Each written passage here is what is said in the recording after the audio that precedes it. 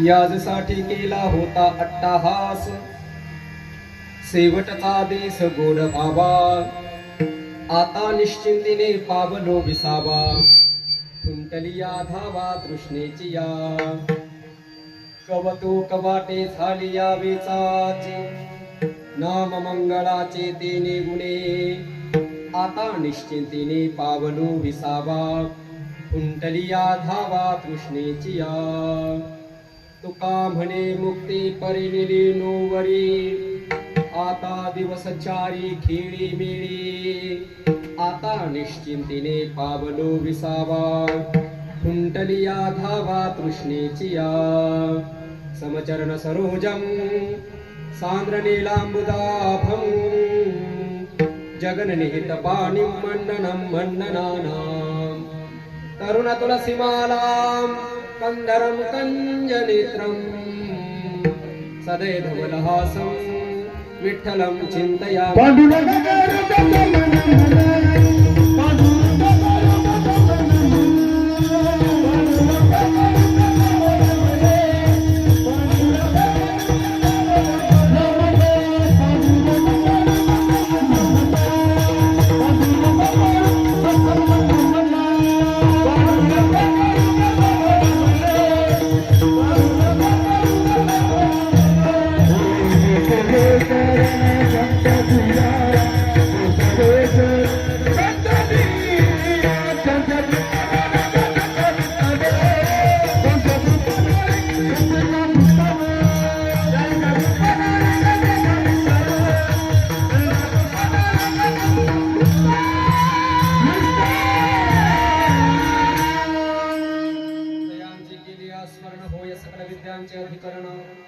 बंधू श्री चरण श्री गुरुंचे ते नमस्कार होऊन याता।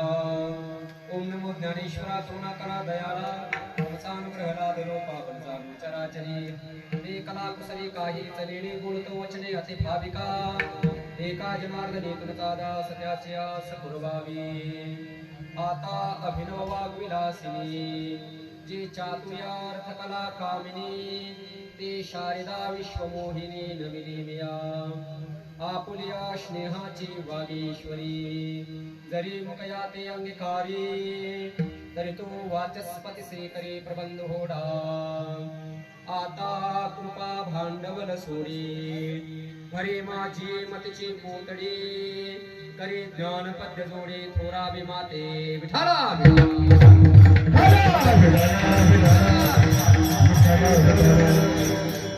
यंतः प्रविश्य मम वाचमिमां प्रसुप्ता, संजीवयन्त खिल शक्तिधर स्वधाम्ना, अन्यांश्च हस्तचरण श्रवणत्वगादि, प्राणान् नमो भगवते पुरुषाय तुभ्यम्। याजसाठी केला होता अट्टहास, शेवटचा देश गोड बाबा, आता निश्चिंतीने पावलो विसावा, खुंटली या धावा तृष्णेची या। कैवल्य सम्राट चक्रवर्ती भगवान विश्वमाऊली दानवरायांच्या कृपाशीर्वादाने प्राप्त प्रसंगी प्राप्त स्थळी श्री क्षेत्र येळपाण्याची असणारी ही पोलीसवाडी, आणि या पोलीसवाडी गावामध्ये आजचा हा कार्यक्रमाचा औचित्य निमित्त सर्वांनाच ज्ञात आहे। कैलासवासी श्री दत्तात्रेय दगडू पवार या महापुरुषांना आपली इहलोकातील जीवन यात्रा संपून परलोकगामी होऊन आज 12 महिने अर्थात 1 वर्ष पूर्ण होत आहे।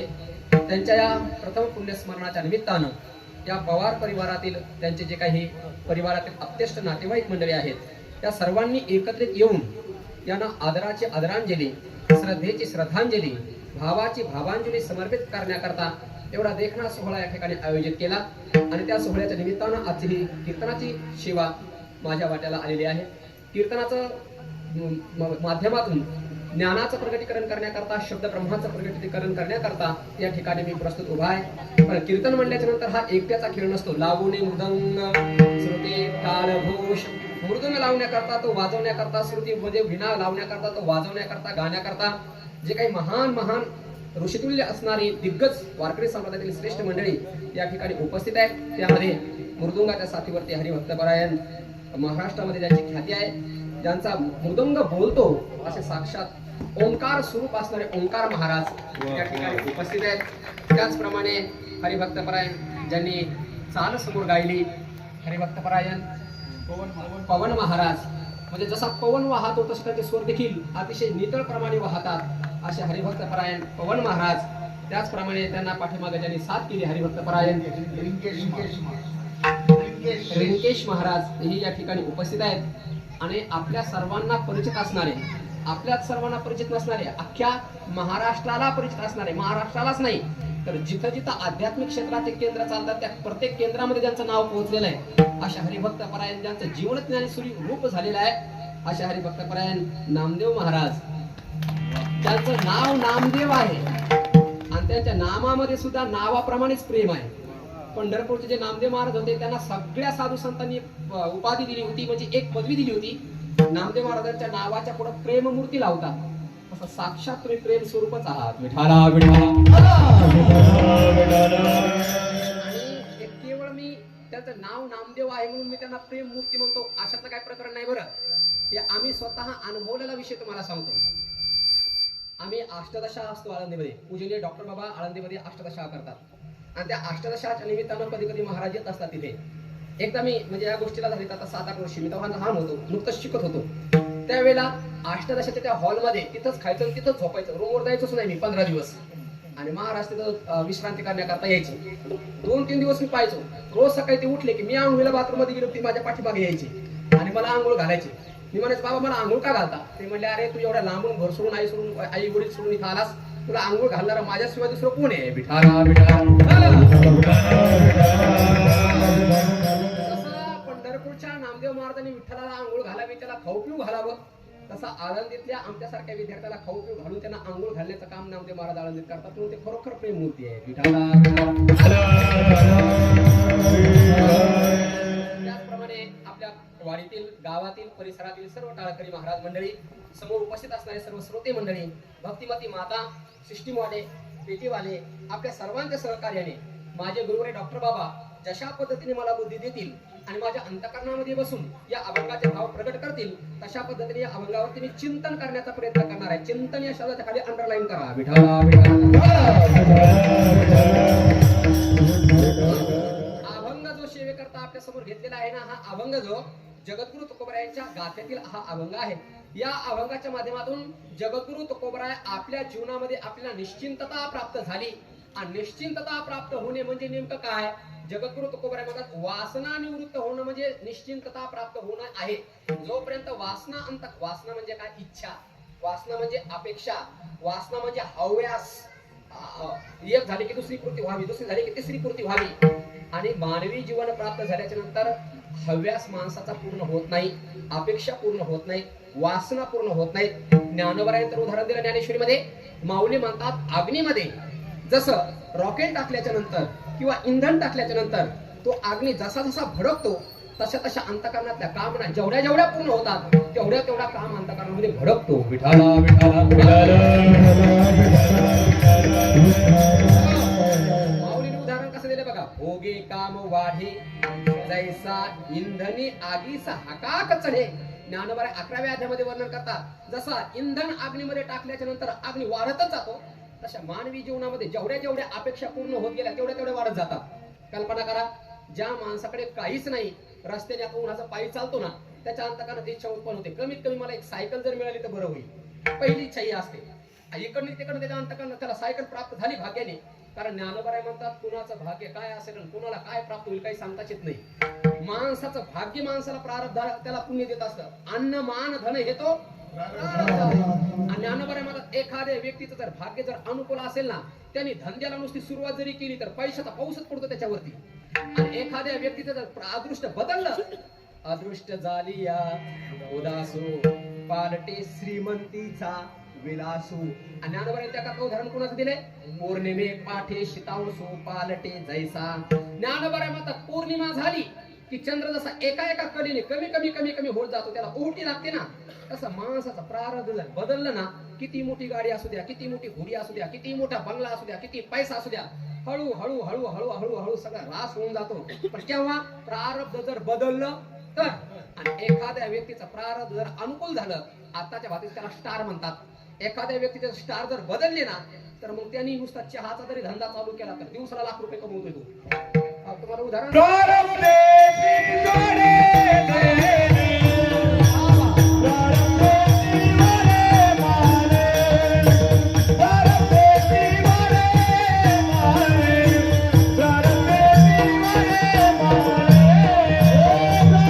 जीवने माने, प्रारब्धे जीवने माने, प्रारब्धे जीवने माने.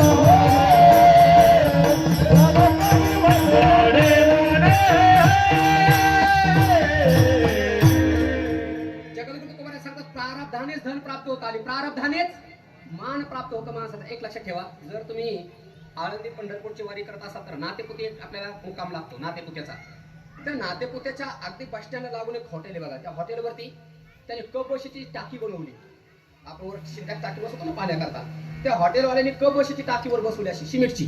मला आश्चर्य वाटलं, मला असं वाटलं यांनी बंगल्यावरती त्या हॉटेलवरती कबशी का बसवली असेल. मला असं वाटलं कदाचित हा अपक्ष उमेदवार निवडून आलेला असेल, कारण त्या अपक्ष लोकांची ती कबशी निशाणी असते ना.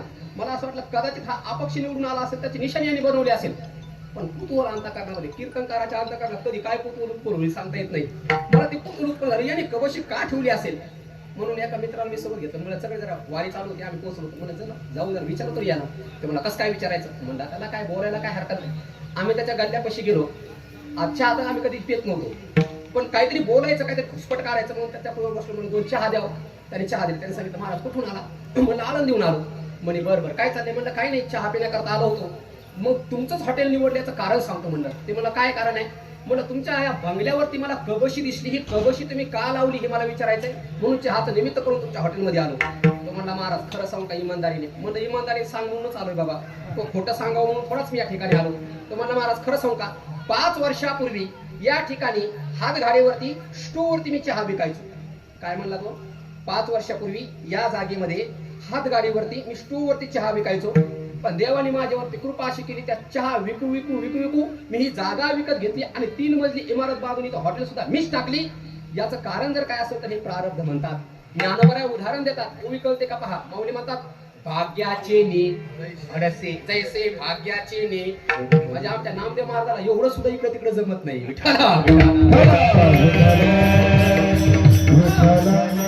कशी बघा माऊली कशी ओळी लिहितात, जैसे भाग्याचे ने अडसे. आणि माऊली म्हणतात भाग्य म्हणजे इथं लिहिलेलं असतं प्रत्येकाच्या, असं म्हणतात. माऊलीच्याच भाषेत जर बोलायचं झालं, आता मला ओव्यास सांगावं लागतील, कारण तुम्ही या माणसाला इथं उभं केलंय ना.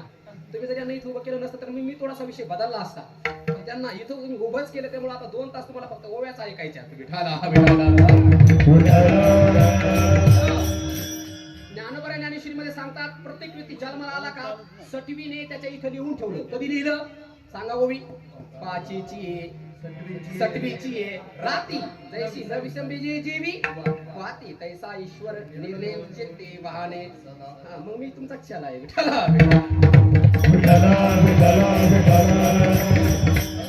मी सुरुवातीला सांगू गेलो, डॉक्टर बाबा खंबीरपणे माझ्या मागे उभे येतात. माऊली माता जन्माला आलेला मुलगा असतो ना, 5च्या दिवशी सटवी येते आणि त्याच्या इथं लिहून ठेवते. आणि एकदा काही इथं लिहिलं की ते मोडत नाही. सांगा ओवी सांगा. काला लाटीचे लिहिले न चुकेगा न मोडेगा काही. आता काय माहितीये का, तुम्ही मला वाटतं साखरे महाराजांची ज्ञानेश्वरी पाठ केली असेल आणि मी डॉक्टर महाराजांची ज्ञानेश्वरी पाठ केलेली.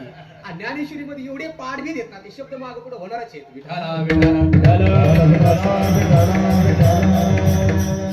ज्ञानोबा म्हणतात इथं जे लिहिलं, आणि इथं काय काय लिहिलेलं माहितीये का, 5 गोष्टी लिहिलेल्या आहेत. किती 5. कोणत्या कोणत्या. आयुः कर्मच वित्तंच विद्या निधनमेवच. किती झाले. पंचेतान्य सृज्यन्ते गर्भस्थस्य देहिनः. ज्ञानोबा म्हणतात आईच्या उदरामध्ये गर्भ आल्याच तो 5 गोष्टी घेऊन आला. कोणता? आयुः. किती जगणार? 5 वर्ष, 10 वर्ष, 50 वर्ष, 60 वर्ष, 70, 80, 90, 100 किती जगणार हे ठरलेलं आहे. आयुः.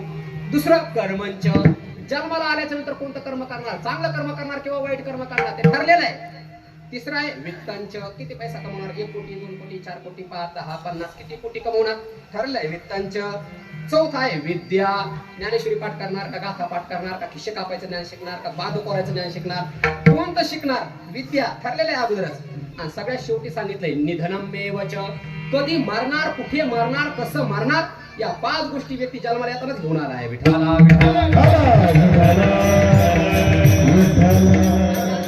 या 5 गोष्टी सटवीने इथं लिहिल्या. त्या किती मोडण्याचा प्रयत्न केला तरी ते चुकत नाही. त्याकरता माऊलींनी उदाहरण कसं दिलं बघा. ज्ञानोबा म्हणतात जैसे काळे गोरे पण धुतले नेले. माऊली म्हणतात एखादा काळा व्यक्ती आहे आणि त्याला असं वाटलं मला गोरं व्हायचंय आणि तो तळ्यावर गेला आणि आंघोळ करायला लागला. घासू घासू घासू घासू काय होईल? त्याचा काळा रंग अधिक चकाकेल पण तो गोरा होणार नाही. ज्ञानोबा म्हणले काळ्या माणसाने कितीही गोरं होण्याचा प्रयत्न केला तर तो गोरा मात्र होणार नाही. तसं इथं जे लिहून ठेवलंय ते किती बदलण्याचा प्रयत्न करा ते संपत नाही, ते बदलल्या जात नाही, भोगावंच लागतं. म्हणून तुम्हाला सांगतो जीवनामध्ये काही काही कर्म, काही काही प्रसंग, काही काही जीवनामध्ये येणाऱ्या वस्तू, काही काही येणाऱ्या व्यक्ती त्या तुम्ही किती चुकविण्याचा प्रयत्न करायचा चुकत नाही. केले कर्म झाले तुझे भोगावे, केले कर्म झाले तुझे भोगावे, केले कर्म झाले तुझे भोगावे, केले कर्म झाले तुझे भोगावे, केले कर्म झाले तुझे भोगावे, केले कर्म झाले तुझे भोगावे, केले कर्म झाले तुझे भोगावे.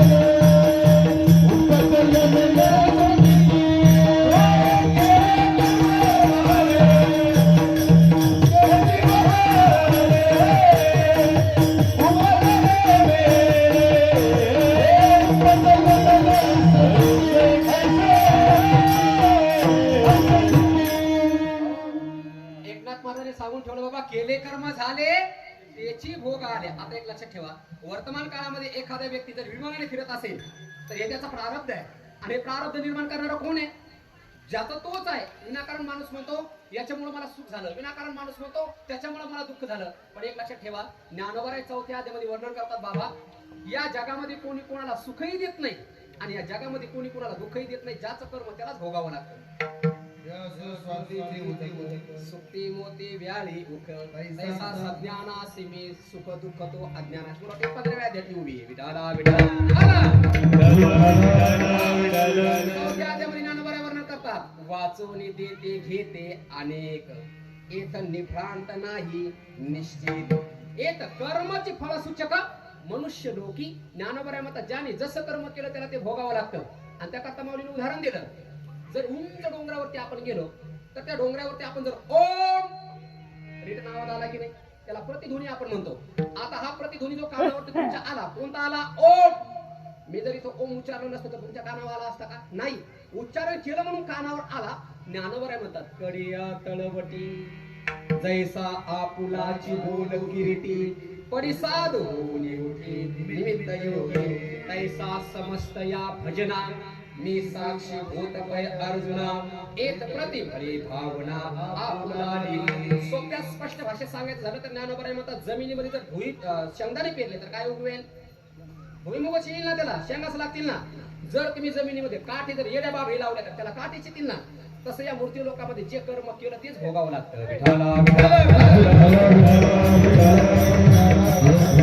विषय असा आपला चालला होता, वर्तमान काळामध्ये एखाद्या व्यक्तीला चांगलं खायला मिळत असेल, चांगले भोग जर प्राप्त त्याला होत असतील, जिथं जाईल तिथे त्याला पैसा प्राप्त होत असेल, जाईल तिथे मान सन्मान त्याला प्राप्त होत असेल, तर समजून ठेवायचं यांनी पाठीमागच्या जीवनामध्ये चांगले कर्म करून ठेवलेत. आणि एक वाक्य नीट ऐका, माणसाचा वर्तमान हाच पुढे भविष्य होऊन येत असतो. वाक्य कळतं का पहा तुम्ही, वर्तमान हेच भविष्य होऊन भविष्यात पुढे येत असतो.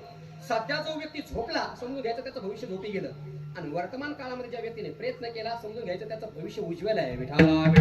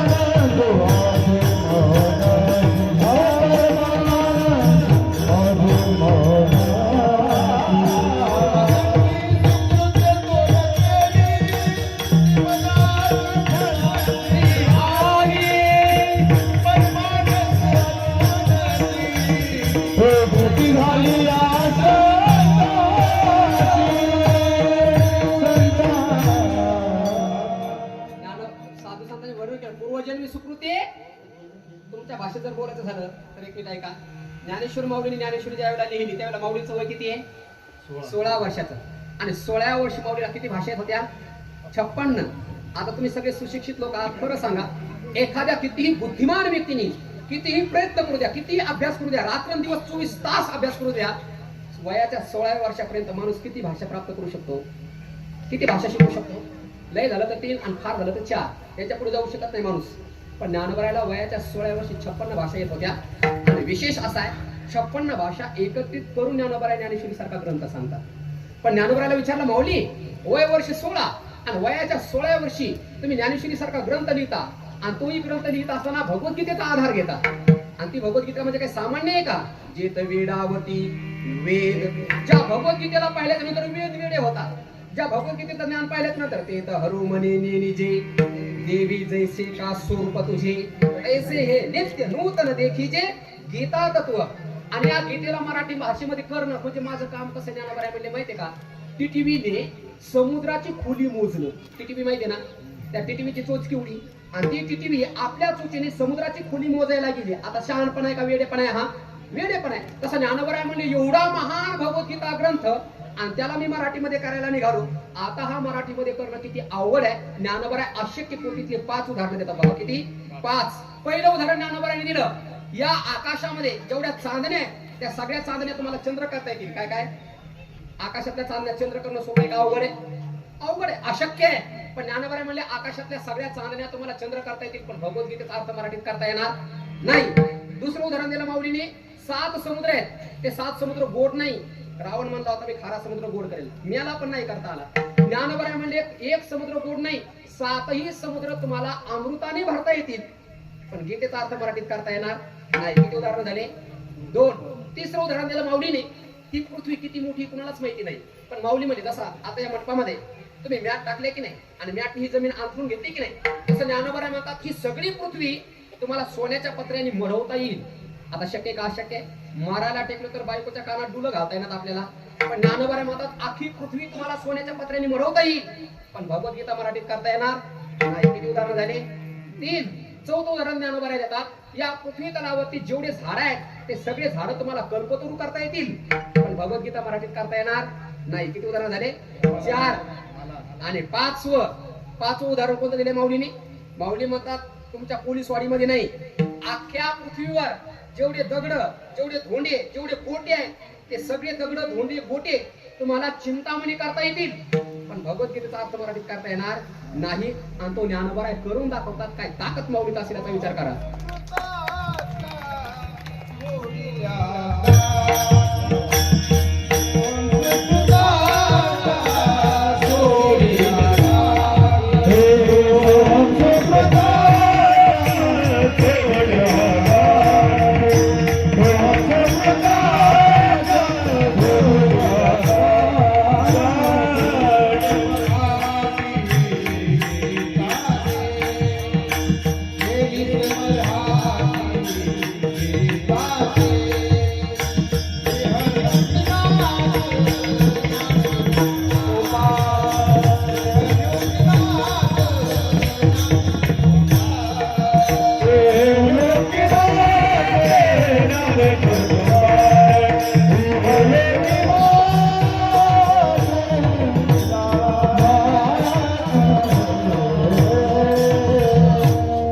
संस्कृताची गाठी उघडून ज्ञानदृष्टी केली से मराठी ज्ञानदेवी. मग प्रश्न असा उत्पन्न होतो, ज्ञानेश्वर माऊलीला वयाच्या 16 वर्षी 56 भाषा येतात, अशक्य कोटीत असणारा भगवद्गीता ग्रंथ मराठीमध्ये करतात आणि तो मराठीमध्ये करत असताना मेलेल्या माणसाला जिवंत करून त्याला ब्रह्मज्ञान देऊन त्याच्याकडनं पुन्हा लिहून घेतात. काय ताकद असेल विचार करून पाहना. मग माऊलीला विचारलं, माऊली एवढं अशक्य कोटीतलं कार्य तुम्ही करायला लागले, एवढं ज्ञान तुम्हाला प्राप्त झालं कुठून? माऊली म्हणले, खरं सांगू का, हे एका जन्मातलं ज्ञान नाहीये, याला योग भ्रष्ट म्हणतात. आता काही काही आपण सगळे मोबाईलच्या इंटरनेटच्या जीवनात जगामध्ये वावरणारे माणसं आहेत, प्रत्येकाकडे अँड्रॉइड मोबाईल आहे, अवघी उडूसच लेकरू असतं ती. पण असं काही गात आहे ना की चांगल्या चांगल्या दिग्गज लोकांना ते स्वर लागणार नाहीत, असे स्वर ते सहज लिलाया काढतात, उडूसच असतं ती.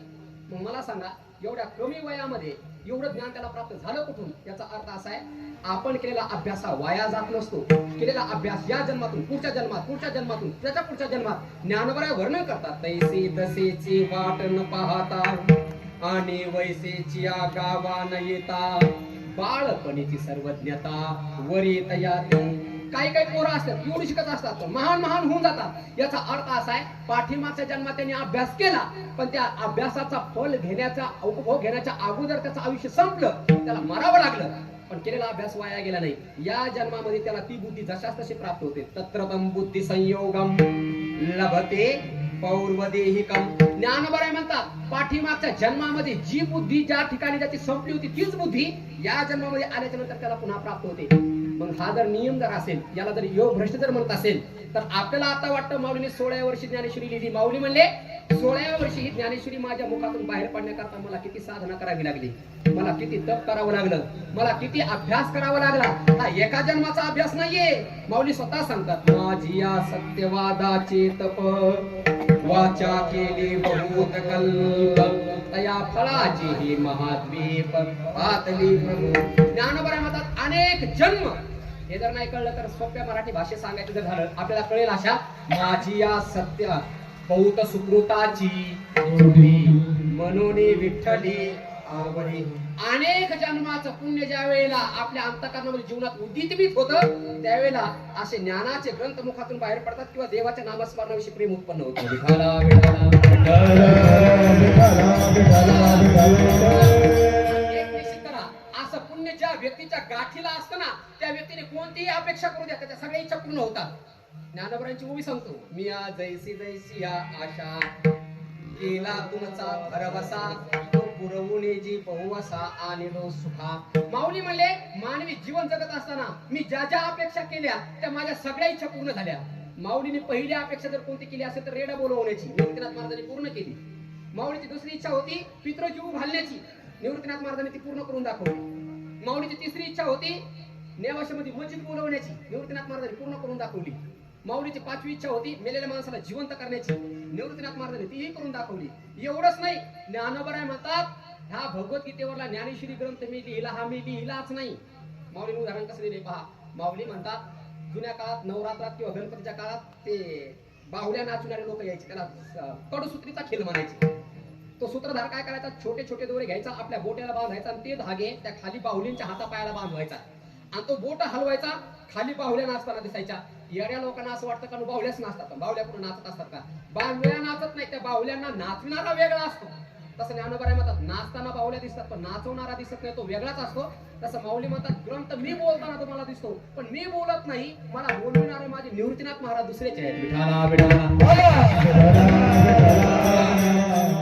ओवी किती सुंदर लिहितात बाबा. सायखडी याचे बाहुले चालवी त्या सूत्राचे निचाले, ऐसा माते दावित बोले, स्वामी तो माझा. ज्ञानोबराय म्हणलंय, सूत्रधार हा दिसत नाही पण नाचवणारा तो असतो. दिसतात नाचताना बाहुल्या पण नाचवणारा सूत्रधार वेगळा असतो. चाल हे शरीर चाल हे शरीर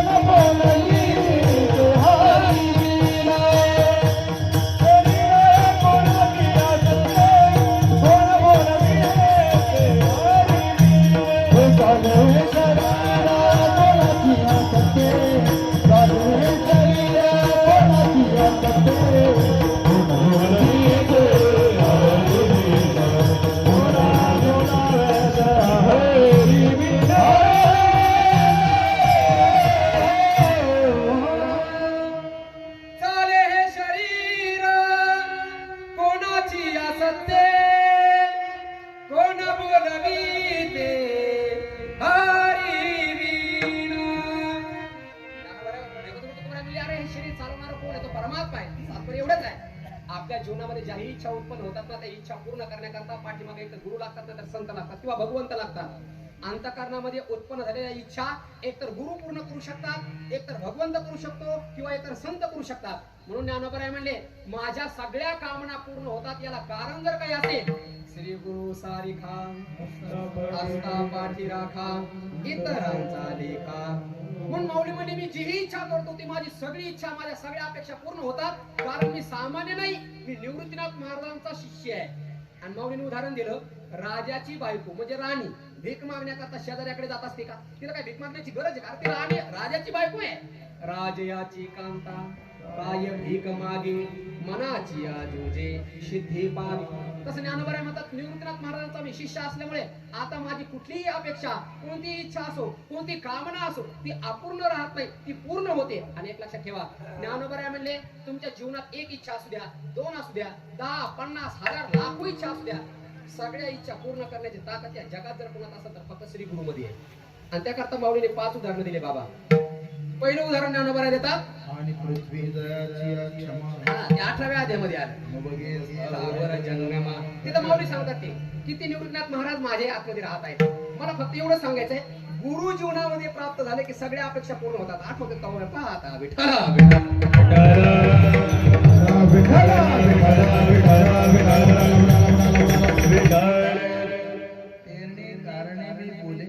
बोलिया रूपाचे रूप दाविल अतिंद्रिय परी भोगविल इंद्रिया करवी. आता मला भाव काय सांगायचा नीट ऐका बरं का मायबाप. ज्ञानोबराय म्हणतात, एक गुरु जीवनात आले आणि अपेक्षा सगळ्या पूर्ण झाल्या. त्याकरता माऊलीने पहिलं उदाहरण दिलंय, माणसं 2 पद्धतीने जन्मतात. नीट ऐका, माऊलीच्या ओव्या सांगतो, हे विठाला विठाला. माऊल्या हो, ज्या बाळाचा जन्म पायातून होतो त्याला काय म्हणतात? पायाळू. आणि ज्याचा जन्म डोक्यातून होतो त्याला काय म्हणतात? डोकाळू. आणि ज्याचं लग्न झालं त्याला म्हणायचं लग्नाळू.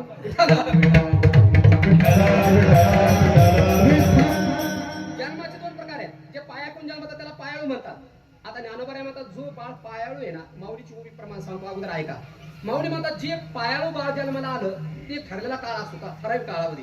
त्या कालावधीमध्ये जर त्या बाळाच्या डोळ्यात जर आपण अंजन घातलं, अंजन म्हणजे ते वेगळं अंजन असतं तर काजळ घालसाल, हा ते आता दिव्य अंजन म्हणतात. बरी दिव्य अंजन होय डोळा. आता आलं. आता ज्ञानोबराय म्हणतात, त्या पायाळू पोराच्या डोळ्यात जर अंजन घातलं, पण तो ठराविक वेळ असतो, केव्हा घालून जमत नाही, ठराविक काळ असतो तो.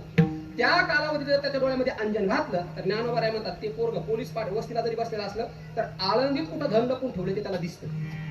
ते जर इथं बसलेलं असलं तर पंढरपूरमध्ये कुठं काय ठेवलेले धन जमीन पूर्ण ठेवले त्याला दिसतं. म्हणजे जमिनीतलं धन कोणाला दिसतं माहितीये का? सदैवा आणि पायाळा वरी दिव्यांजन होय डोळा मग देखे जैसे अवलिळा पाताळ धने. ज्ञानोबराय म्हणले, पायाळू व्यक्ती असेल आणि त्याच्या डोळ्यात जर अंजन घातलं तर त्याला जगात कुठेही धन पुरून ठेवलेलं असू त्याला दिसतं. आता तो कुठं बसलेला आहे? इथं. पण धन कुठलं दिसतं? सर्व ठिकाणचं.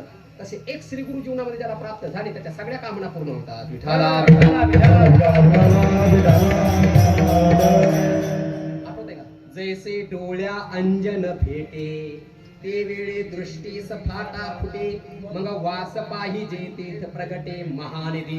माऊली म्हणले, पायाळू व्यक्तीच्या डोळ्यात अंजन घातल्याच्या नंतर जमिनीत सगळीकडलं धन त्याला दिसतं. पहिलं उदाहरण. हे जर नाही कळालं तर माऊलीने दुसरं उदाहरण दिलंय. माऊली म्हणले, हे बघा, चिंतामणी नावाचा एक मुनी असतो आणि तो चिंतामणी जर आपल्या जीवनात आला, आपण त्याचं जर पूजन केलं तर तुम्ही कोणतीही इच्छा करा, त्या सगळ्या इच्छा तो पूर्ण करतो. आता एक चिंतामणीचं पूजन केलं की इच्छा किती पूर्ण झाल्या? हजारो. का चिंतामणी झालिया सदा विजय वृत्ती मनोरथ पुढे तैसा पूर्ण काम मी श्री निवृत्ती ज्ञानदेव म्हणे. विठाला विठाला किती उदाहरण दिले माऊलींनी? किती उदाहरण दिले? मायबाप ज्ञानोबराय 2 आणि 3 उदाहरण देऊन थांबतच नाही. जोपर्यंत तुम्हाला कळत नाही तोपर्यंत ज्ञानोबराय उदाहरण देतच राहतात. आणि एखादा सिद्धांत समजून सांगण्याकरता, दृष्टांत देण्याकरता वागता तेवढा कुशल असावा लागतो. हो, नाहीतर कधी कधी काय होतं माहितीये का, ते सभा चालतात काही काही बरं का, आणि त्या सभेत बोलायला जे उठलेले असतात ना ते शब्द दरिद्री असतात. बरोबर आहे. डॉक्टर बाबांनी एक गोष्ट सांगितली होती. एकदा आळंदीमध्ये एक संमेलन चाललं होतं. नीट ऐका, संमेलन चाललं होतं आळंदीत, आणि सभा भरल्याच्या नंतर कोणीतरी प्रस्तावित करत असतं ना, आणि ते प्रस्तावित झाल्याच्या नंतर त्या प्रस्ताविकाला अनुमोदन देण्याकरता एक व्यक्ती उठत असतो. बरोबर आहे ना? त्याला अनुमोदनच म्हणतात ना. प्रास्ताविकाला अनुमोदन. सभेला गेला असा तर लक्षात आला असेल. त्या आळंदीत फार मोठी सभा, जवळपास आळंदीचे सगळे विद्वान तिथं होते. सगळे विद्वान, मोठमोठे नेते, पुढारी सगळे होते तिथं. आणि एक व्यक्ती उठला आणि त्याने त्या सभेची प्रस्तावना केली, प्रस्ताविक केलं. आणि प्रास्ताविकाला आता अनुमोदन देण्याकरता अमुक अमुक व्यक्ती उठतील म्हणले. महाराष्ट्रात त्यांचं नाव होतं बाबा. आणि ती व्यक्ती अनुमोदन देण्याकरता उठली. आणि ज्यावेळेला माईकवर गेली ना, त्याचं असं अंग लट लट लट लट हालायला लागलं. मला आश्चर्य वाटलं, पण एवढा मोठा माणूस माईक पुढे गेले तर थरथर कापायला लागला, काय व्हायला लागले. पण ज्या वेळेला ते उठले आणि ते एकच वाक्य बोलले, आता जे हे महात्मे बोलले ना त्यांना माझं आहे. पण काय आहे? पहिल्यांदा झालं. दुसऱ्यांदा म्हणले, आताचे जे महात्मे बोलले ना त्यांना माझं आहे. पण काय आहे त्यांना शब्दच आठवना. शेवटी 3 वेळा झाल्या त्यानंतर चौथ्यांदा ते म्हणले, आता जे महात्मे बोलले त्यांना माझं हे आहे. अरे अनुमोदन म्हण बाळा. विठाला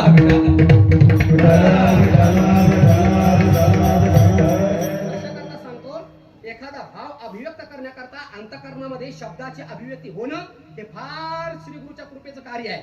आणि ज्ञानोबा म्हणतात, माझ्यावर गुरुची कृपा असल्यामुळे हे वाक्सृष्टी एकेची वेळी देखतो माझे बुद्धीचे डोळे, तैसा उदय जो जी निर्मळे कारुण्य बिंबे. मला एवढं सांगायचंय, ज्ञानोबा एक सिद्धांत सांगत असताना 1 2 नाही 5 उदाहरणं देतात.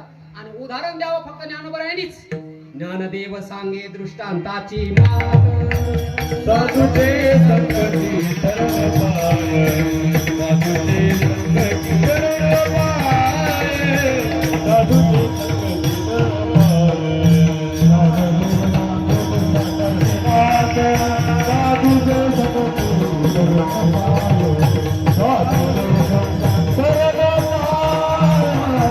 साधुचे संकटी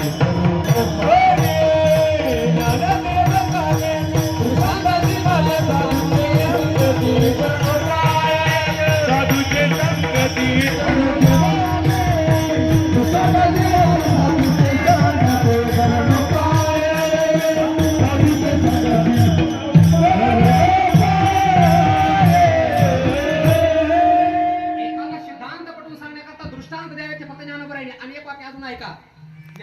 सिद्धांत सांगतात आध्यात्मिक क्षेत्रातला आणि दृष्टांत देतात इतर शास्त्रातले सिद्धांत. ज्ञानोबा दृष्टांत म्हणून वापरतात. तुम्हाला कल्पना सांगतो, एक फक्त नमुना म्हणून. ज्ञानोबाला एवढं सांगायचं, जी वस्तू जन्माला आली त्याचा नाश ठरलेला आहे. उपज येते आणि नाशील येते.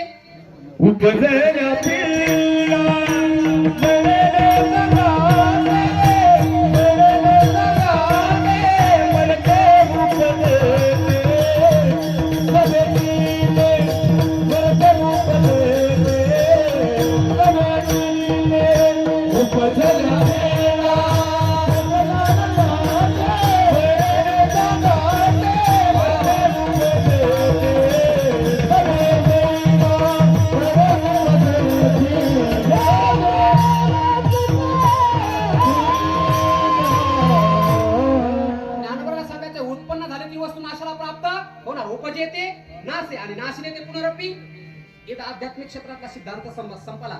पण ज्ञानोबा दृष्टांत कसा देतात हे कळण्याकरता उपजन मरण, उपजन मरण म्हणजे जन्माला तो मरणार, मेला तो पुन्हा गोल गोल चक्र फिरतच राहिलं की नाही. पुनरपि जननम पुनरपि मरणम पुनरपि जननी जठरे शयनम इह संसारे खलविस्तारे कृपया भज गोविंदम भज गोविंदम गोविंदम भज मूढमती. आता गुरु शंकराचार्य म्हणतात उपजेते नासे आणि नासी नेते. पण हे सांगण्याकरता ज्ञानोबा उदाहरण कसं दिलं, हे घटिका यंत्र जैसे म्हणजे अध्यात्मातला या घड्याळीचा शोध ज्ञानोबा कसा लावायचा हे ज्ञानेश्वरीमध्ये दृष्टांत म्हणून सिद्धांत वापरतात. विठाला विठाला ज्ञानोबाला काय सांगायचं, ज्याच्या पाठीमागे श्री गुरु खंबीरपणे उभे त्याला जीवनामध्ये घाबरण्याची गरज नाही. याकरता माऊली उदाहरण देतात. एक श्री गुरु जीवनात आले की सगळ्या कामना पूर्ण झाल्या. त्याकरता माऊली उदाहरण दिलंय, एखादा आंब्याचं झाड असतं. त्या आंब्याच्या झाडाला जर 100 कैऱ्या लागल्या आणि त्या 100ही कैऱ्या पुष्ट व्हाव्या असं वाटत असेल तर काय करायचं, इंजेक्शन घ्यायचं आणि प्रत्येक कैरीमध्ये पाणी भरत बसायचं. बरोबर आहे ना.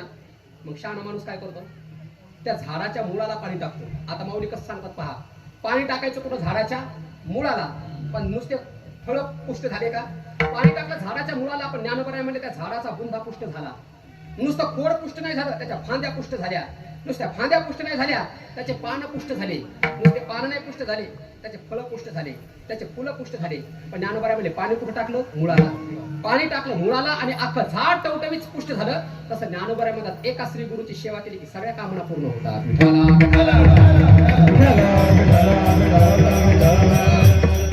मनोनी जाणते नो गुरु भजिजे तेने कृत कार्य होईजे. जैसे मूळ सिंचने सहजे शाखा पल्लव संतोषती. किती उदाहरण झाले? 3. चौथं उदाहरण ज्ञानोबाराय देतात.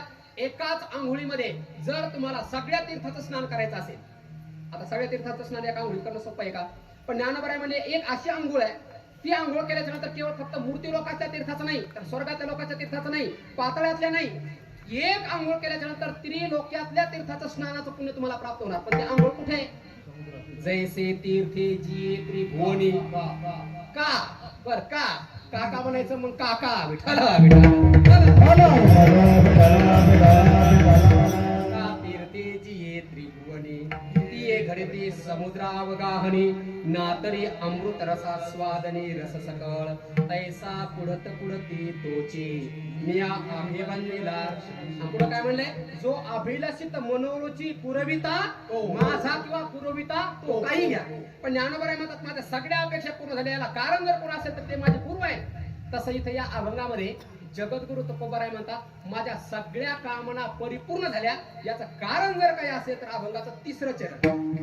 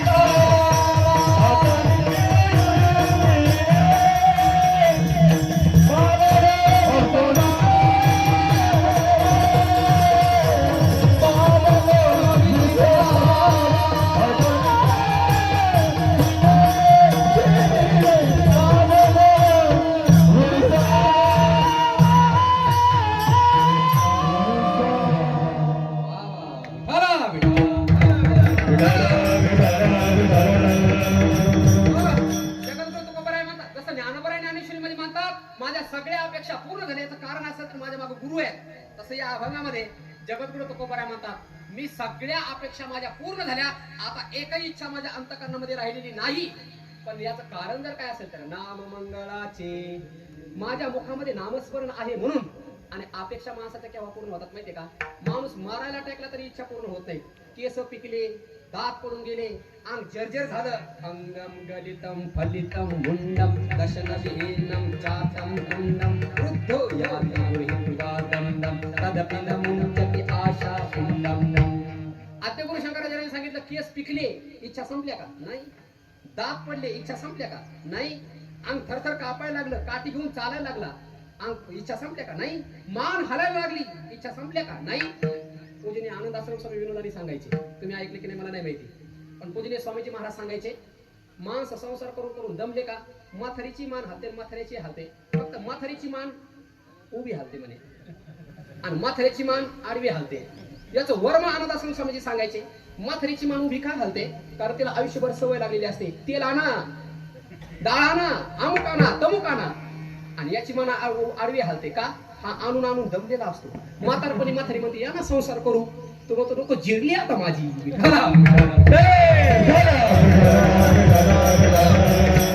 तात्पर्य काय आहे? माणसाचं शरीरातली सगळी शक्ती संपून गेली तरी सुद्धा इच्छा संपायला तयार नाहीत. पण जगद्गुरु तुकोबाराय म्हणतात माझ्या सगळ्या कामाला जर संपल्या असतील तर केवळ नामस्मरणाने. आणि इच्छा कुणाच्या संपतात? ज्याला ब्रह्मज्ञान प्राप्त झालं त्याला. आणि इच्छा जर नाही संपल्यानं मायबाप तर काय होतं? ज्ञानोबाराय वर्णन करतात.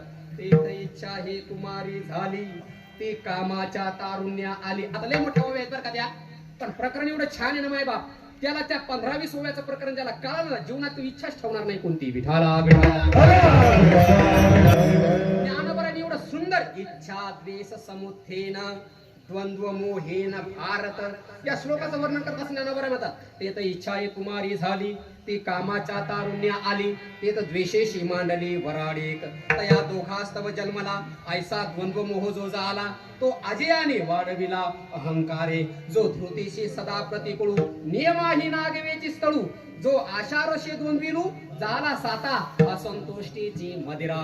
मत्त होणे धनुर्धरा विषयाची ओरा विकृतीशी असे पुढे तेने भावशुद्धीची वाटे विखुरले विकल्पाचे काटे. मग चिरिले अववाटे स्वर्गापवर्गा. त्याचा परिणाम तेने भूते भांबावली म्हणून संसाराची आडवा माझी पडली. आता इथं थांबा.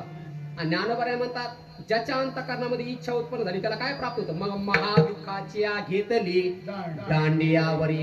जसा एखाद्या रेड्याच्या पाठीवर टोला टाकावा दांड्याचा, तसा ज्ञानोबाराय म्हणतात ज्याच्या ज्याच्या अंतःकरणामध्ये इच्छा उत्पन्न झाली त्याच्या मस्तकावरती टोला पडतो. पण कुणाचा? यमाचा. विठाला विठाला. ऐका नीट ऐका मायबाप, महत्वाचा मुद्दा सांगतोय. ज्याच्या अंतःकरणामध्ये इच्छा शिल्लक राहिली त्याला जन्म घ्यावा लागतो. जन्म घेणे लागे श्वासदीक्षा संगे त्याची झाली अंगे. पण आता जर वासना संपल्या सगळ्या, ज्याच्या अंतःकरणात कुठली वासना शिल्लक राहिली नाही ना, त्याला जन्म घ्यायचा नाही, त्याला मरण नाही.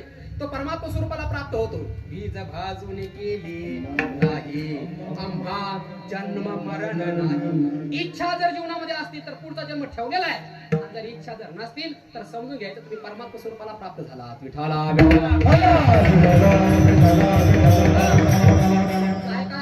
ज्याच्या चित्तात वासना आहे त्याला जन्म आहे आणि इच्छा संपली त्याला जन्म नाही. पण प्रश्न असा उत्पन्न होतो वासना संपवायच्या कशा? मरायला मरो टेकले शरीर पाया खोदून बांधे. जगद्गुरु तुकोबाराय नामस्मरला जात असताना त्यांनी पाहिलं 80 वर्षाचा म्हातारा हातात कुदळ घेऊन खड्डा खांदत होता. जगद्गुरु तुकाराम महाराज म्हणले बाबा वय झाले तुमचं भजन करायचं तर खड्डा कशाला खांदता? तो म्हणला काय नाही, मला इथं पाया खांदून घर बांधायचंय. तुकाराम महाराज म्हणजे पाया खांद उद्या पुरायला तुलाच उपयोगाला येईल. म्हणजे मरायला शरीर टेकलं तरी वासना संपत नाही. ज्याच्या चित्तात वासना आहे त्याला पुढचा जन्म ठरलेला आहे. त्याच्या वासना संपल्या त्याला जन्मही नाही आणि त्याला मरणही नाही. पण वासना संपवायच्या कशा आणि मुक्ती प्राप्त करून घ्यायची कशी? ब्रह्मरस गोडे वा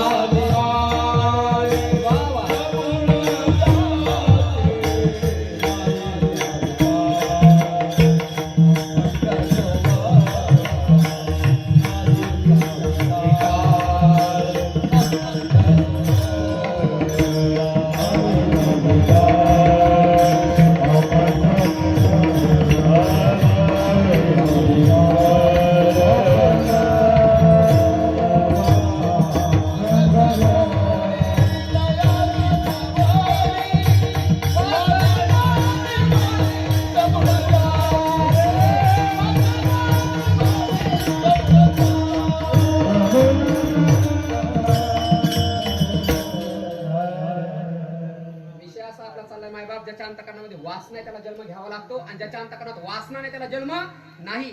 काही काही लोकांनी काय केलं माहितीये का, आयुष्यभर ब्रह्मचारी व्रताचं पालन केलं, काय केल्या, अपेक्षा वासना आवरल्या, परंतु शेवटी जरी वासना उत्पन्न झाली तर त्याला जन्म घ्यावा लागतो. तुम्हाला एक घडलेला प्रसंग सांगतो. म्हणजे आनंदासम महाराज ती गोष्ट सांगायची. एक माता माऊली होती, आयुष्यभर तिने ब्रह्मचारी व्रताचं पालन केलं, आयुष्यभर. आणि ज्या वेळेला ती जर्जर झाली आणि आता तिचा देह सुटणार, आजारी पडली, तिचे काही जवळचे लोक होते, त्यांनी डॉक्टरला बोलून घेतलं, वैद्याला. जुन्या काळात वैद्य होते बघा, फार विशेष. नुसतं नाडी परीक्षण केलं की त्यांना कळायचं काय होते म्हणून. आता आपल्या सगळ्यांना अनुभव, आपण डॉक्टरकडे गेलो की त्यामध्ये झोपा, उलट पडा, पालथ पडा, इकून करा, तिकून डोळे ताना, करा, सगळं पाहतात, पण मग विचारतात काय होते तुम्हाला. मग आतापर्यंत काय केलं होतं. पण जुन्या काळातले डॉक्टर वैद्य लोक असे होते, जर तुमचा हात हातात घेतला की त्यांना लगेच कळायचं काय होते. ते नाडी परीक्षण म्हणायचं त्याला. एक महाराष्ट्रात एक असं वैद्य होऊन गेला, मला त्यांचं नाव माहिती नाही आता, पण मी ऐकलंय. त्या माणसाकडे जर तुम्ही आजारी पेशंटला घेऊन गेले नाही, त्याच्या अंगावर नुसते कपडे जरी घेऊन गेले ना, तरी तो सांगायचा की त्या माणसाला काय झालंय, काय वैद्य असेल विचार करून पहा. एका माणसाला असं वाटलं, खरंच याला कळतंय का, आपण पाहावं. म्हणून तो म्हणला, महाराज मी पाटील घराण्यातला आहे, आणि पाटील घराण्यातल्या माता मावल्या परपुरुषाच्या समोर जात नव्हत्या, मी त्या काळातला सांगतो. मग तो म्हणला, आमच्या घरातल्या स्त्रिया दुसऱ्या पुरुषाच्या समोर जात नाही, आणि माझ्या पत्नीला असाध्य रोग झालाय, त्याचं निदान करायचं, कसं करणार.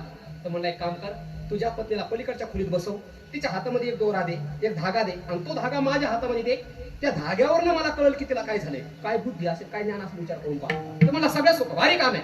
त्याने पलीकडल्या खोलीमध्ये काय केलं माहितीये का, एक म्हैस उभी केली, त्या म्हशीच्या पायाला दोरा बांधला, आणि इकडे त्या वैद्याच्या हातामध्ये दिला, आणि सांगितलं, घ्या दोरा, काय झालं सांगा माझ्या बायकोला. त्या वैद्याने दोरा हातात घेतला, तो म्हणला, टोन घ्या, तो म्हशीसोबत केव्हा लग्न केलं ते सांग पहिल्यांदा.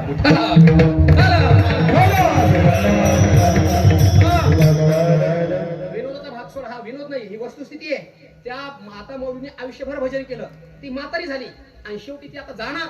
पण तिच्या जवळच्या काही लोकांनी एका वैद्याला बोलवून सांगितलं, महाराज यांचा इलाज करा. तो वैद्य आला, आणि त्याने त्या माऊलीचा हात हातात घेतला. नीट ऐका, आयुष्यभर त्या माऊलीच्या देहाला परपुरुषाचा स्पर्श झाला नव्हता, आणि तिने ज्या वेळेला त्या वैद्याने नाडी परीक्षण करण्याकरता तिचा हात हातामध्ये घेतला आणि नाडी परीक्षण करायला लागला, त्यावेळेला तिच्या अंतःकरणामध्ये भावना उत्पन्न झाली, अरे बापरे, पुरुषाचा स्पर्श असा असतो का.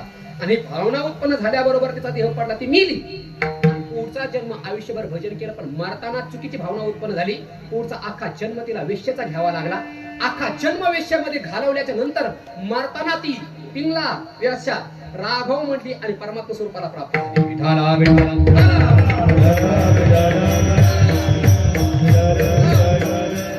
अंतःकरणातल्या वासना निवृत्त करणे एवढं सोपं नाहीये, पण जगद्गुरु तुकोबाराय म्हणतात, आता तुम्हाला कळालं ना, वासना संपली की जन्म नाही आणि मरण नाही, आणि ती वासना संपवायची असेल तर एकमेव रामबाण उपाय फक्त नामस्मरण, नाम संकीर्तन, साधन पै सोपे, जळतीन पापे जन्मांतरीची. महाराज, नामस्मरण केल्याच्या नंतर, वासना संपल्याच्या नंतर मुक्ती प्राप्त होते का. ज्ञानोबराय म्हणजे एक नाही, दोन नाही, तीन नाही, चार नाही, त्या नामस्मरण करणाऱ्या महापुरुषाला किती मुक्त्या प्राप्त होतात. तेने मुक्ती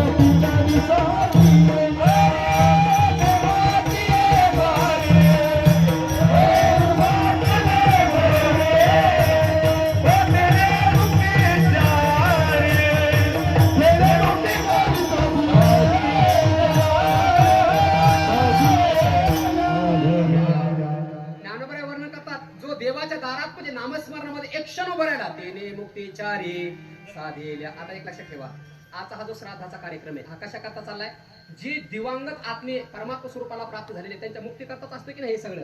पण ज्ञानोबराय म्हणतात, जर कुळातल्या लोकांनी जर कीर्तन केलं, भजन केलं किंवा नामस्मरण केलं, तर त्या कुळातल्या सगळ्याच लोकांची मुक्ती होऊन जाते. काळ वेळ नाम दोन्ही पक्ष पाही विठळती. म्हणून तर आपल्या भारतीय संस्कृतीमध्ये श्राद्धाच्या दिवशी कीर्तन, प्रवचन, भजन करण्याची पद्धती आहे. कारण जर कीर्तनाच्या दिवशी, त्या श्राद्धाच्या दिवशी जर भजन, कीर्तन किंवा प्रवचन किंवा नामस्मरण जर केलं, तर ज्ञानोबराय म्हणतात, दोन्ही पक्ष पाही तर ते आता त्या कुळातल्या सगळ्या लोकांना मुक्ती प्राप्त होते. विठाला विठाला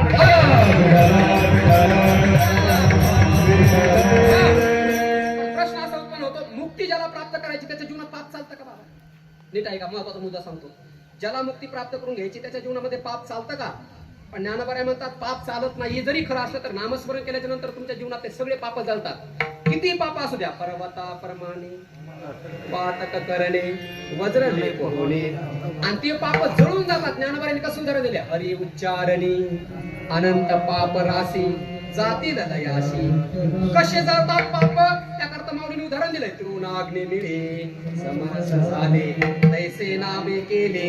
माऊली म्हणले नामस्मरण केल्याच्या नंतर जसं अग्नीमध्ये वाळलेल्या गवताची पेंडी टाकली की तिची राख होणं सगळंच, तसं तुम्ही नामस्मरण केल्याबरोबर तुमच्या जीवनात किती पाप असू द्या ते पाप जळणं सगळंच होऊन जातं. आणि नामस्मरण एवढं सोपं साधन आहे. तुम्ही आंघोळ नाही केली नामस्मरण करत बसले तरी चालतं. याचा अर्थ असा नाही तुम्ही जुम्मे पे जुम्माच करत बसायचं. पण ज्ञानोबाने सांगून ठेवलं बाबा, नाम जप यज्ञ तो परम बाधू न शके स्नानादी कर्म नामे पावन धर्मा धर्म नाम पर ब्रह्म वेदार्थी. म्हणून नामस्मरण कीर्तन जर श्राद्धाच्या निमित्ताने जर झालं तर याचं पुण्य किती प्राप्त होतं माहितीये का? आणि या पुण्याच्या बळाने तो दिव्य आत्मा धरून जातो. आणि किती पुण्य प्राप्त होतं नीट ऐका. आता हे जे दोन आत्मे गेले, एक आपले दत्तात्रय महाराज आणि त्यांची नाथ, मला आल्याच्या नंतर इथं कळालं म्हणजे माणसाचं किती प्रेम असू शकतं आपल्या घरातल्या लोकांवर याचं उदाहरण म्हणजे दत्तात्रय महाराज आहे. त्यांची नात गेली तर त्यांनी स्वतःला इथं या मूर्ती लोकांमध्ये ठेवणं सुद्धा पसंत केलं नाही. नातीच्या बरोबर बराबर 28व्या दिवशी ते निघून गेले. आता हे दोन महात्मे निघून गेल्याच्या नंतर यांच्या सद्गती करता जर हा कार्यक्रम जर असेल तर सद्गती केव्हा होते? पुण्य प्राप्त केल्याच्या नंतर. आणि कीर्तन प्रवचन जर श्राद्धाच्या दिवशी केलं तर त्या दिव्य आत्म्याकरता किती पुण्य प्राप्त होतं माहितीये का? ज्ञानोबा सांगतात, पुण्याची गणना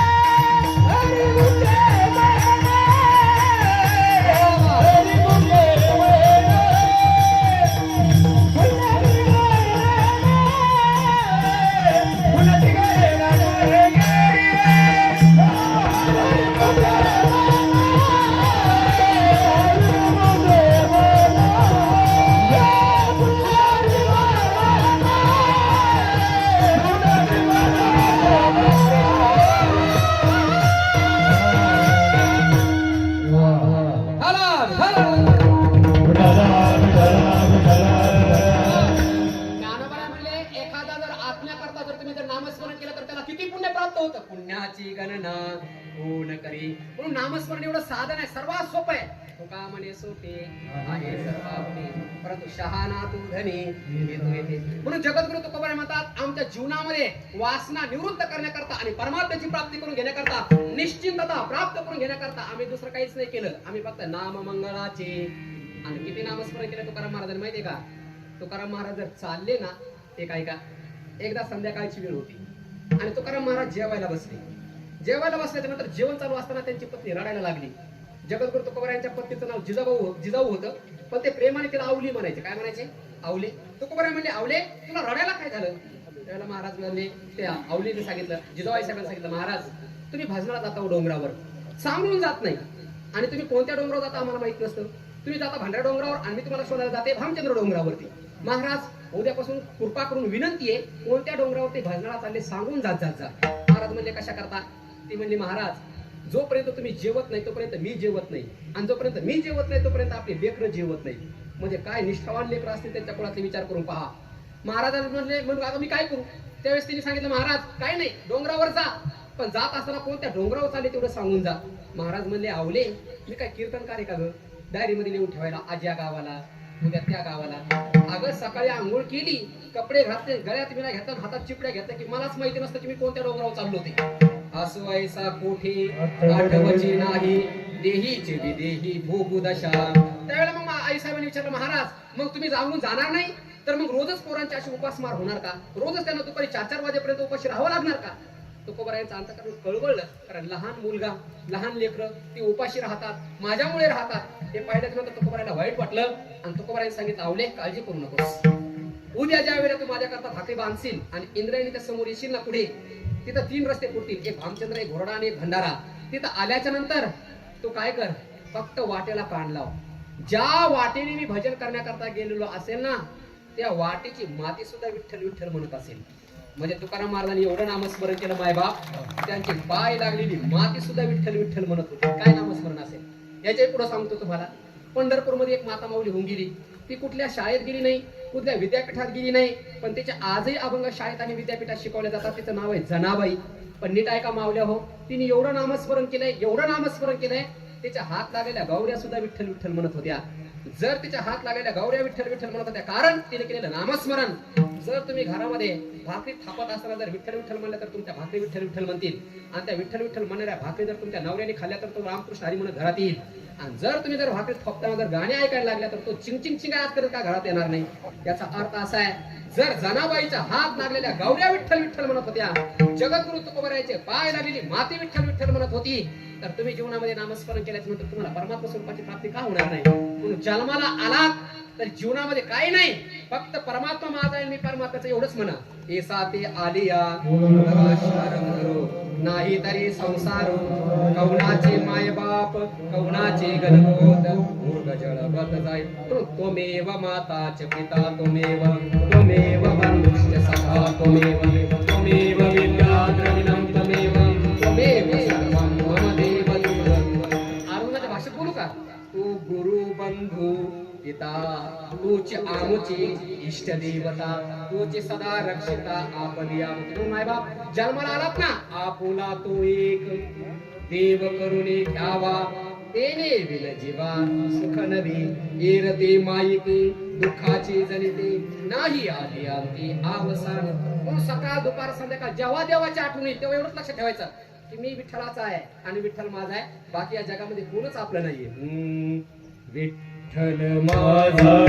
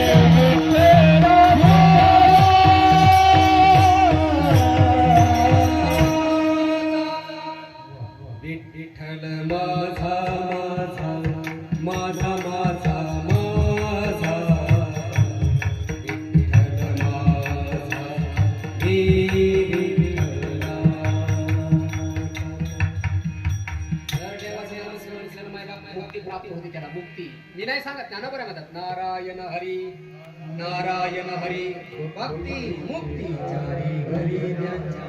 आणि ज्याने नामस्मरण केलं त्याचं जीवन धन्य आहे. आणि जर एवढं करूनही कळून सुद्धा जर नामस्मरण केलं नाही तर ज्ञानोबा म्हणले बाबा संसार किती जीव लावून करतोस रे, तोंडामध्ये बॅटऱ्या कुमू कुमू पाणी भरतोस, रक्ताचं पाणी करतोस, हाडाचे काढ करतोस, सायासे करीसी प्रपंच दिननिसी. दिननिसी म्हणजे रात्रंदिवस सायास करू करू प्रपंच करतो. किती फाटा सुटला तर तरी शिवतो, किती प्रयत्न करतो, किती हरिसी न भजसी मग जसा संसार करतोस तसं परमात्म्याचं नामस्मरण करा.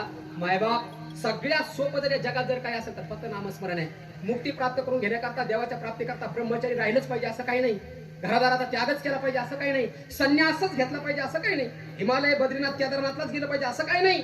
ज्ञानोबाने किती सोपं लिहिलंय, न लगते सायास असुनी संसारी जीवा बेगु करे वेद वेद शास्त्र वारी. किती चॅप्टर महाराज लोक असतात नाही का, स्वतः संसारिक झाले म्हणजे असुनी संसारिक. वा वा, विठाला विठाला. ज्ञानोबा म्हणले संसारात जरी असाल माहिती आहे आम्हाला, तेव्हा माझा असो भले ते ठीक, काय हरकत नाही आमचं. काय जगद्गुरु तुकोबाराय म्हणतात की नाही, घार आकाशामध्ये जाते पण तिथं चित्त कुठं असतं, ते नापाशी असतं. तसा महात्मा संसारात राहू नाही तर कुठे राहू. संसारी असुनी संसारी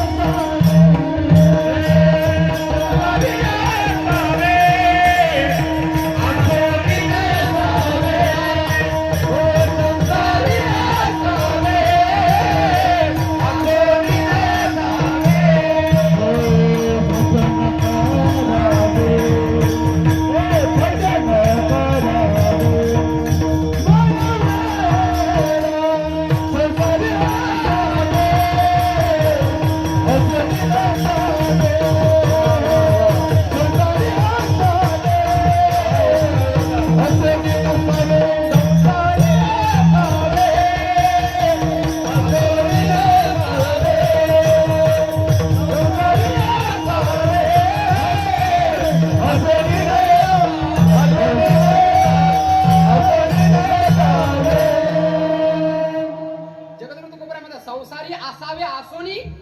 उदाहरण कोणासारखं दिलंय, तो कर्म करी सकळे परी कर्म बांधा. अजून एक परफेक्ट मूवी बघा, आठवते का पाच, एकदम परफेक्ट. या तरी उदाहरणाच्या झाल्या.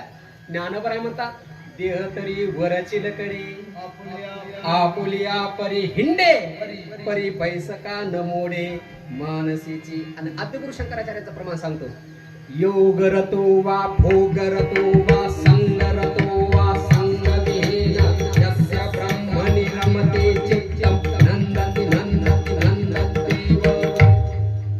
आनंदाश्रम स्वामीजी महाराज सांगायचे, योग रतो वा भोग रतो वा संग रतो वा संगविहीन यस्य ब्रह्मणि रमते चित्तं नंदति नंदति नंदतीव. आद्यगुरु शंकराचार्य म्हणले, ज्याचं चित्त परमात्मा स्वरूपाशी एकरूप झालंय ना, तो योग रतो, तो योगात असू द्या, भोग रतो भोगात असू द्या, संग रतो संगात असू द्या, किंवा संग विहीन असू द्या, ज्याचं चित्त परमात्मा स्वरूपाच्या ठिकाणी रमलं त्याच्या जीवनामध्ये आनंदच आनंदच आनंदच आहे. आणि याच्या करता न लगते सायास जावे वनंतरा पण सुखी येतो घरा. पण त्याकरता काय करायचं, मोबाईल पाहायचा, टाइमपास करायची, याची त्याची निंदा करायची, मोकार काहीतरी करत बसायचं नाही. आईच बैसुनी करा एक चित्त आवडी अनंत. कसा आळवायचा, राम कृष्ण हरी विठ्ठल केशवा मंत्र हा जपावा सर्व काळ या विनानिक असता साधन वाहतसे आन. म्हणजे विठ्ठलाची शपथ घेऊन सांगतो, मी नामस्मरण केल्यामुळेच परमात्माला घेण्याकरता आला. म्हणून जगद्गुरु तुकोबाराय कसं वर्णन करतात, पिवळा पितांबर कैसा गळुरावर बैसोनी माझा.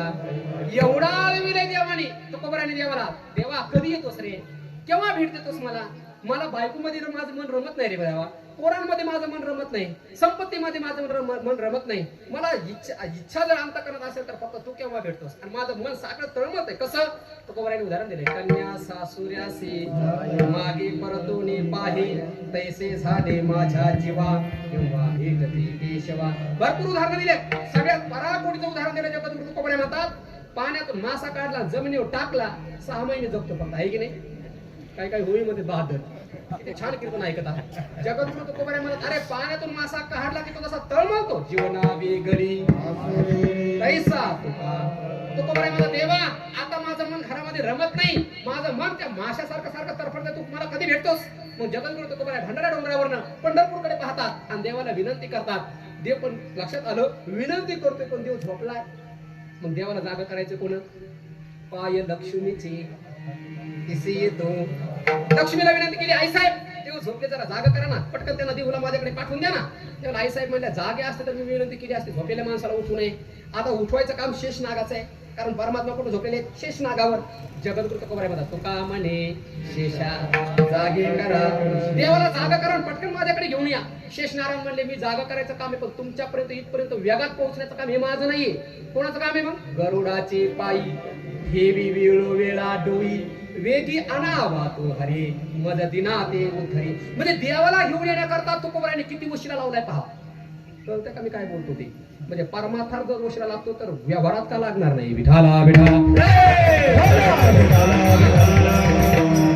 आपल्या मराठीत एक म्हण आहे बघा, ज्याचा वशिला त्याचं कुत्र वशिला लागतो. परमार्थात लागतो, सगळीकडेच लागतो.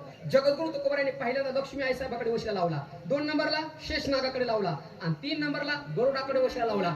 गरुडाकडे वशिला लावल्याबरोबर गरुडाने काय केलं? देवाला आपल्या पाठीवर घेतलं आणि एका क्षणामध्ये गरुड ज्या वेळेला परमात्म्याला घेऊन आले त्यावेळेला एवढा मोठा पाहुणा घरी आल्याच्या नंतर आपण त्याचा आदर अतिथी करतो की नाही? कारण ज्ञानोबा ज्ञानेश्वरीमध्ये सांगतात बुवा, जर आपल्या घरी अतिथी आला नाही का, आणि जर आपण त्याला पाणी विचारलं नाही, साखर विचारलं नाही, जेवण विचारलं नाही, त्याला 2 शब्द गोड बोललो नाही, तर ज्ञानोबा म्हणतात तुमच्या घरी आलेल्या अतिथीचा जर अपमान झाला तर तो सगळं पुण्य घेऊन जातो. अपमाने लिया मानून येत आपण वडी मुद्दा रखते. पण ज्ञानोबा म्हणतात घरी आली या अतिथी ने सुकृताची संपत्ती. ज्ञानोबा म्हणतात आपल्या घरी एखादा अतिथी आला आणि आपण जर त्याचं पूजन केलं नाही, बाबा मी पहिल्यांदा सांगितलं माझ्या पाठीमध्ये खंबीरपणे डॉक्टर बाबा उभे येतात.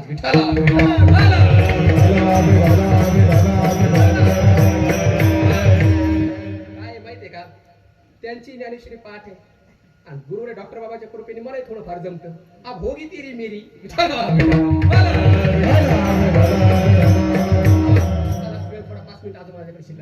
जगद्गुरु तुकोबारायला नेण्याकरता परमात्मा आले. आता एवढा मोठा पाहुणा आला म्हणल्याच्या नंतर त्याचा आदर अतिथी करायला पाहिजे ना. पण जगद्गुरु तुकोबाराय म्हणले काय माझं प्रारब्ध आहे. आणि परमात्मा माझ्या घरी आला, पण त्या परमात्म्याला बसायला टाकण्याकरता माझ्याकडे साधी बाज सुद्धा नाही हो. मोडक्याची बाजा, साधी बाज नाही. कोणती बाज आहे? ती मोडलेली.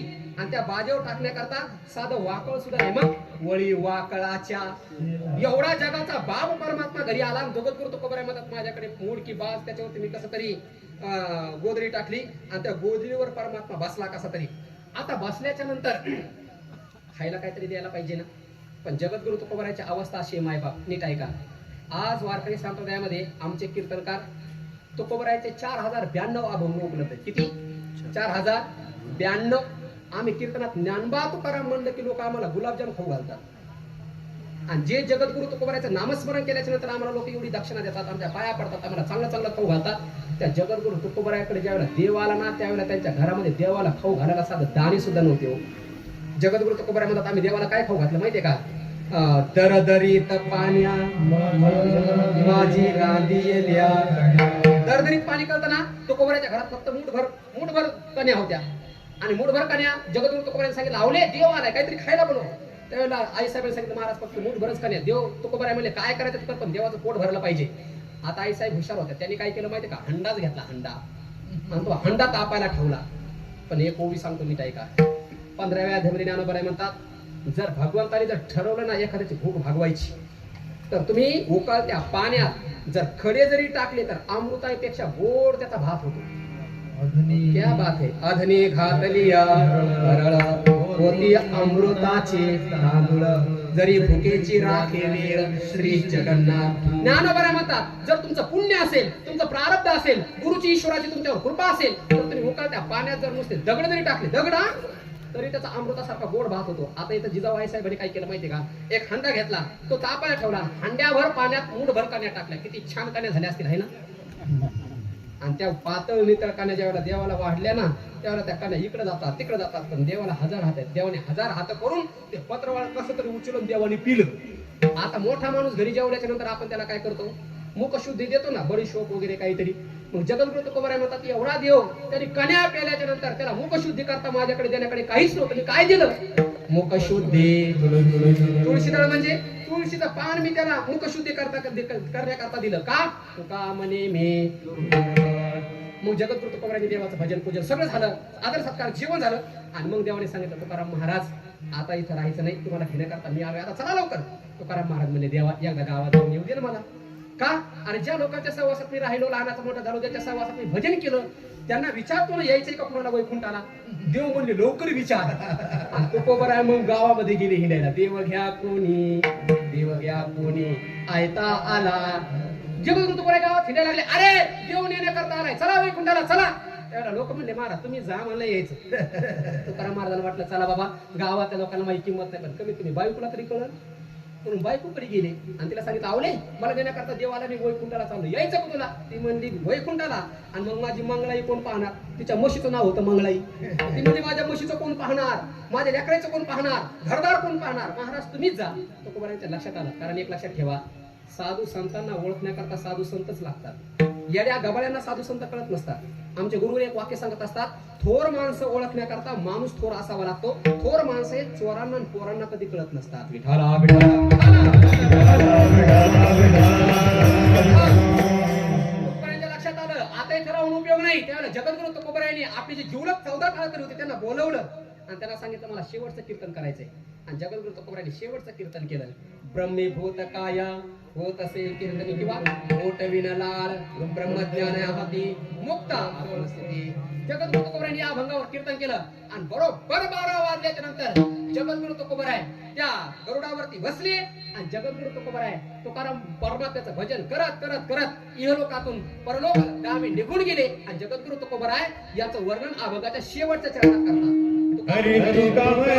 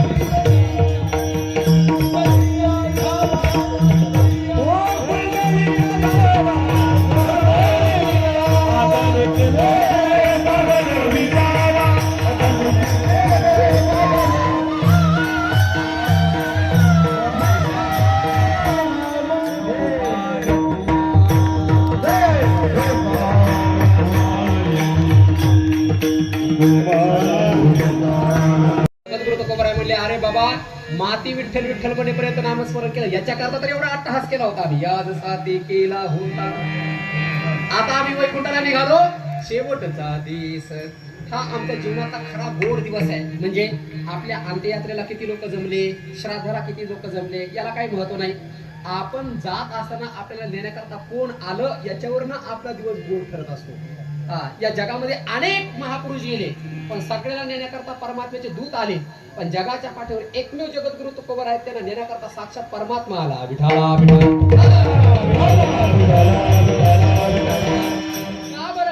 कारण त्यांचा अधिकारच तेवढा होता. किती अधिकार होता माहितीये का? तू पिता तुलने से ब्रह्म तुकासे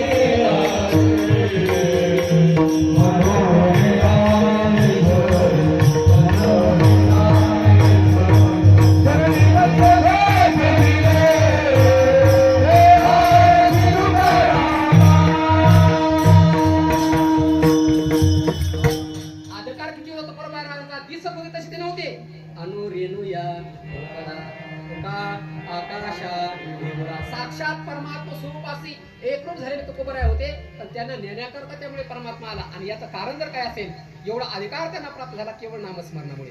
म्हणून नामस्मरण करा, जीवनामध्ये सर्व काही प्राप्त होतं. ज्ञानोबराय म्हणले मी सुद्धा त्या अवस्थेला प्राप्त झालो. याचं कारण जर काय असेल, ज्ञानदेवी नाम रामकृष्ण ठसा येणे दश दिशा. माऊली म्हणले माझ्या जीवेवर मी रामकृष्ण नामाचा ठसा मारला. म्हणून जीवनाचा सार जर काय असेल तर फक्त नामस्मरण आहे. मग जगद्गुरु तुकोबराय ज्या वेळेला निघाला त्यावेळेला लोक म्हणले महाराज चाललात तर जा, पण कमीत कमी आशीर्वाद तरी देऊन जा. लोकांना वाटलं महाराजाचे आशीर्वाद लागले तर लागले, आपलं कल्याण होईल. लोक म्हणतात महाराज या आमच्या घराला पायाला कायला वाटून करून घ्यायला. पण म्हणतात बघ लोक. कधी कधी काय होतं, आता आम्ही डॉक्टर बाबाजवळ राहतो आळंदीत. ते लग्नाला गेल्याच्या नंतर ते लग्न ठरतं ना, त्या लग्नात महाराज लोक लागतात आशीर्वाद द्यायला. मग ते डॉक्टर बाबाच्या मागं लयच काम असल्या का मग कधी कधी मला बाबा म्हणतात जा रे बाबा तेवढा आशीर्वाद देऊ नये. मग कधी कधी आशीर्वाद द्यायला मी जातो. आणि आशीर्वाद झाला ना, कधीतरी कीर्तनाच्या निमित्ताने ज्यांना आशीर्वाद दिला ते माणसं भेटतात. आणि मग तो माणूस घरातला भेटतो, म्हणतो महाराज किती छान लग्न झालं. मग आम्हाला म्हणत हो फार छान झालं. तो म्हणतो महाराज सून एवढी भारी भेटली ना, मी मनातल्या मनात म्हणत असतो थांब 6 महिने ती महाकाली होणार आहे. तुझा महिषासूरच करणार आहे, थांब थोडं. आणि ते म्हणत महाराज तुमचा आशीर्वाद मिळाला, काय भारी सून मिळाली. मी मनातल्या मनात म्हणत असतो बाबा माझा आशीर्वाद मिळून जर तुला सून झाली असतं मला एखादी नसती मिळाली का. लोक काय कुणावर श्रद्धा ठेवावी एक लक्षात ठेवा. मराठीत एक म्हणे पाणी पिऊ छान केवर गुरु करो पहिचान की. आपण साधं पाणी पित असताना बिसरीच्या पाण्याशिवाय पाणी पित नाही, विचार करून पाणी पितो. मग गळ्यात माळ घालत असताना गुरु करत असताना आपण विचार करू नये का. म्हणून तुम्हाला सांगून जातो शेणात किडे कमी एवढे बोल लोक झालेत आता. पण एक लक्षात ठेवा ज्यांनी परमात्म्याला जीवन समर्पित केले असे महात्मा भेटले कठीण आहे. महात्मा म्हणजे केवळ फक्त पांढरे कपडे घातले, कीर्तन केले, प्रवचन केले म्हणजे कोणी महात्मा होत नसतो. ज्यांनी देवाच्या प्राप्तीकरता अंगाला राख लावली तो महात्मा होत असतो. देवाच्या प्राप्तीकरता मला देण्याकरता वैकुंठाहून परमात्मा आला विमान घेऊन. याच्याकरता मी काय केलं, जाळोनी संसार बैसलो. अरे याच्याकरता आम्ही आमच्या संसाराची राख रांगोळी केली. आणि एक वाक्य लक्षात ठेवा, ज्यांनी संसाराची राख रांगोळी केली ती लोक पूर्वी कीर्तन करायचे, आता कीर्तन करून लोक संसार करतील. म्हणजे किती उलट झालं याचा विचार करून भाग्यवान तुम्ही आहात ज्यांनी संसाराची राख रांगोळी करून परमार्थ केला आणि तो परमार्थ शिकवला. अशा आनंदासह स्वामी महाराजांच्या पवित्र भूमीमध्ये तुम्ही जन्माला आलेले आहात. असे महापुरुष महाराजांच्या पवित्र भूमीमध्ये तुम्ही जन्माला आलेले आहात. आणि अशा आनंदासह स्वामी महाराजांच्या सहवासात 20 वर्ष ज्यांनी शास्त्राध्ययन केलं, अशा डॉक्टर बाबाच्या सहवासात आम्हाला सेवा करण्याची सहवास प्राप्त होतो. म्हणून आम्ही भाग्यवान. आणि त्या स्वामीच्या सहवासात राहून ज्ञानेश्वरी पाठ करण्याचं सौभाग्य ज्यांना प्राप्त झालं ते नामदेव महाराजांच्या सहवासात तुम्ही राहता. म्हणून फार भाग्यवान आहे. एक लक्षात ठेवा, हिरा कोळशाच्या खाणीत पडलेला असतो. जोपर्यंत कोळशाच्या खाणीत येतो तोपर्यंत त्याची किंमत त्या लोकांना नसते. पण जेव्हा हिराचा पारखी त्या ठिकाणी रत्न पारखी येतो ना, त्यावेळेला त्या हिऱ्याची किंमत त्या रत्न पारख्याला कळत असते. नामदेव महाराजांची किंमत काय आहे तुम्हाला नाही कळणार, पण नामदेव महाराजांची किंमत काय महाराष्ट्रामध्ये प्रत्येक कीर्तनकाराला विचारा. किती मोठा कीर्तनकार असू द्या, तो बाबाच्या पायालाच लागला पाहिजे. त्याचं कारण अर्थाला हरिपाठ पाठ होत नाही आपल्याला 9033 वेळा. कारण तुम्हाला सांगू का, जोपर्यंत जगद्गुरु तुकोबराय पृथ्वीतरावर होते ना, तोपर्यंत त्यांच्या गावात लोक त्यांना वीड म्हणायची. आणि आपल्याला लोकांनी येड म्हणणं हा आपला परमार्थाची साफल्यता आहे. ऐसी लागी लगन मेरा हो गई मगन वो तो गली गली हरी महलों में पड़ी मन की तो गलन चली मेरा रानी दीवानी कहलाने लगी. ऐसे लागी सांगायचं काय, जगद्गुरु तुकोबराय देवाच्या नादी लागले, गावात लोक त्यांना विडे म्हणू लागले. मीराबाई देवाच्या नादी लागली, घरातले लोक त्यांना विडे म्हणू लागले. तुमच्या गावातील लोकांना तुम्हाला ज्यावेळेला वेड म्हणतील त्यावेळेला तुमचा परमार्थ बाबा खरा सफल झाला. आणि या लोक आणि एक लक्षात ठेवा, संसारातले लोक ज्याला येड म्हणतात ना त्या येड्यालाच परमात्मा आपल्या छातीला लावित असतो. कधी लक्षात ठेवा, विठाला विठाला.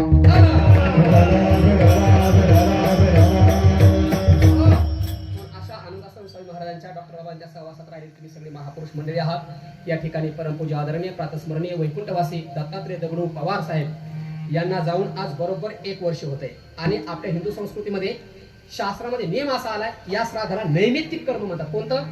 ज्ञानोबारे वर्णन करतात का माता पितर मरणे अंकित जे दिवस.